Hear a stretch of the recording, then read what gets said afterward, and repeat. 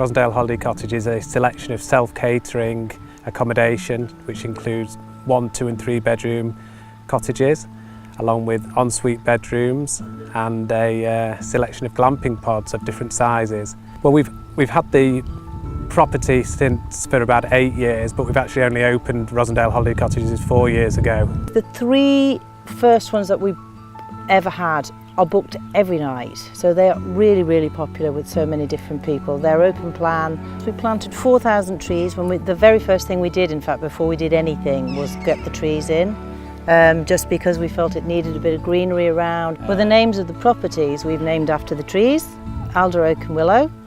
The names of the pods are named after wild birds, or heron, drake, cygnet and robin, or different birds. And then the new cottages are flowers. I have a background in real estate, property development. I also have an advertising business which promotes and markets luxury hotels throughout the Europe, Middle East and Africa. I have a passion for hospitality, and when we got the opportunity to build the cottages here, I jumped at it with 2 feet.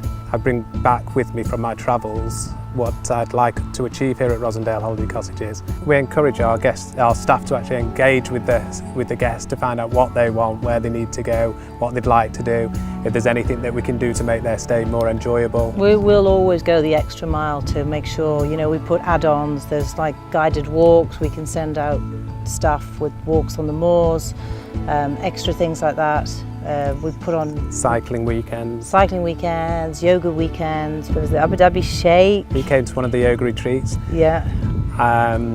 He actually got his driver to drop him at the end of Dean Lane with a brand new bike. He put his yoga mat over the back of on his back, rode the bicycle up to the gates and pressed the buzzer to come in. What's beautiful about here is we're not far from Manchester, so people can come out in sort of 20 minutes, half an hour, and it feels like a different world. They can walk on the moors, they can go cycling. There's so much for them to do here and just get back to nature and chill out, basically. Yeah. And we get loads of people from as far afield as America, Norway, Germany. It's amazing who turns up here. We get lovely families with their little kids, loads and loads of families. It's just wonderful for the children just charging around. They run up one bridge, down the hill, over the next bridge. They just love it. We've got the games room for them.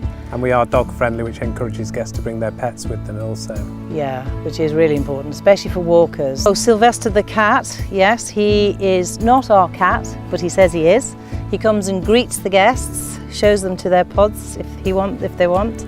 People leave all sorts of kind of crazy stuff. 1 shoe this morning, post back the 1 shoe, okay, fine. And somebody's even left his underpants. They weren't the greatest underpants. And I was like, really, you want us to send these back? But we do, of course we do. They're very precious, those underpants.